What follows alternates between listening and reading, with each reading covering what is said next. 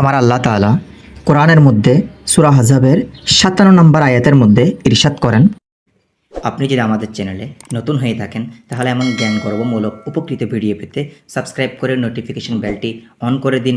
আর যদি ইতিমধ্যেই করে থাকেন তাহলে আপনার শুকরিয়া আদায় করছি। ইন্নাল্লাযীনা ইউযুনাল্লাহা ওয়া রাসূলাহু লা'আনাহুমুল্লাহু ফিদ দুনিয়া ওয়াল আখিরাহ ওয়া আ'আদ্দা লাহুম আযাবাম মুহিনা। কানজুল ঈমান থেকে অনুবাদ। যারা কষ্ট দেয় আল্লাহ এবং তার রাসূলকে, দুনিয়া ও আখিরাতে আল্লাহ তাআলার অভিসম্পাদ তাদের উপর, এবং আল্লাহ তাআলা তাদের জন্য প্রস্তুত করে রেখেছেন লাঞ্ছনাদায়ক আযাব।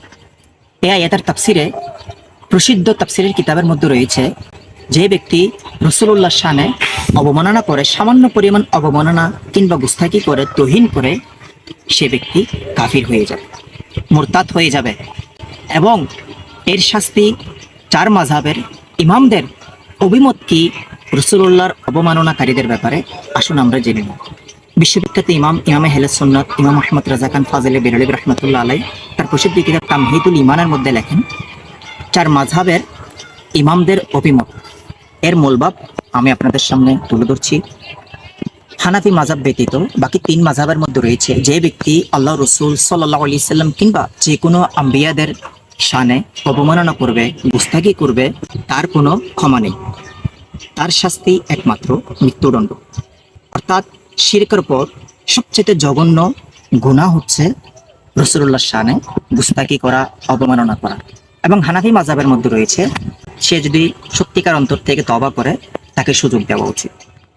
তাই আমার প্রিয় দিনী ভাইয়েরা, যারা এমন গুস্তাখি করে থাকে আমরা তাদের থেকে দূরে থাকব। এবং এর শাস্তি কিন্তু অত্যন্ত লাঞ্ছনাদায়ক এবং কঠিন। খুদ আল্লাহ তাআলা বলেছেন, যদি কোনো মুসলমান করে থাকে তাহলে সে তো কাফির হয়ে যাবে, আর যদি কোনো কাফির বা বিধর্মী করে থাকে তাহলে তার শাস্তিও সমানই হবে। তাই আমরা দোয়া করি, যারা আমার নবীর শানে অবমাননা করছে তাদেরকে আল্লাহ তাআলা হেদায়েত দিক, আর যদি হেদায়েত লেখা না থাকে তাদেরকে নাস্তানাবুদ ধ্বংস করে দিক। আর যারা পুরো বিশ্বের মধ্যে মুসলমান নরনারী রয়েছে, আল্লাহ তাআলা তাদেরকে এমন জঘন্য কাজ করা থেকে হেফাজত করুক। আমিন। বিজাহিন নবী আমিন সাল্লাল্লাহু তাআলা আলাইহি ওয়া সাল্লাম।